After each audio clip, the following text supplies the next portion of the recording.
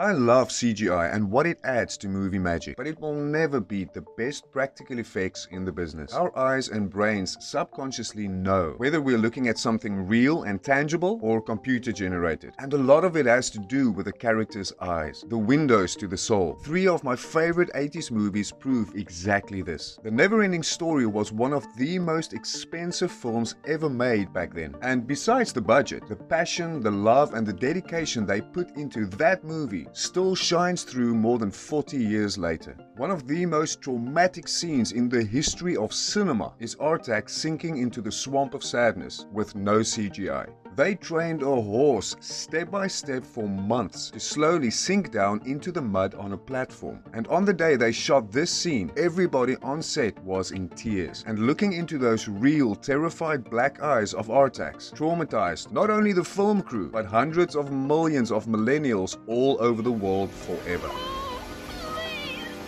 Harry and the Hendersons is incredible, and the effects still hold up 40 years later. We use the word groundbreaking when we talk about the magic of CGI, but what this team achieved more than 40 years ago is truly groundbreaking. They managed to put Kevin Peter Hall, who also brought the Predator to life, in a fully mobile, remote-controlled animatronic suit, without a single roll of cables, cranes, or harnesses in sight. Kevin and the effects team brought Harry to life in a way that no CGI character can. Yet. That heart and soul came out through the eyes and made it very, very human.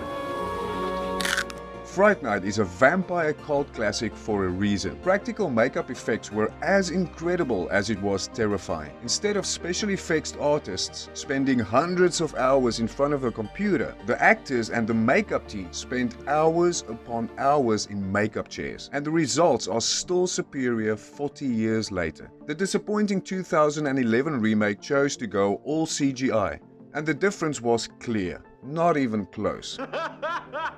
Many of the best directors today, like Christopher Nolan, still prefer to use practical effects. They even use the same techniques they did 40 years ago. And it shows. What if Thanos was not CGI? He was one of the most epic villains in modern cinema history. But imagine if Josh Brolin brought him to life in the same way that Ron Perlman brought Hellboy to life. I love Marvel and DC movies, but 90% of the biggest, most epic battles we see on screen was completely generated on a computer. And subconsciously we are always aware of that, like it or not. As an actor, would you prefer to act opposite this or something like this? There are great ways to use practical effects and CGI together while keeping that human factor, because it just feels more real than a bunch of pixels all over the place. Use CGI when you have to. It's great, but don't rely on it. Call me old school, but practical effects will always be superior until the day that I can look into a character's eyes and not tell the difference anymore. Let me know what's your favorite practical movie effect, or if you prefer CGI, and subscribe for more movie content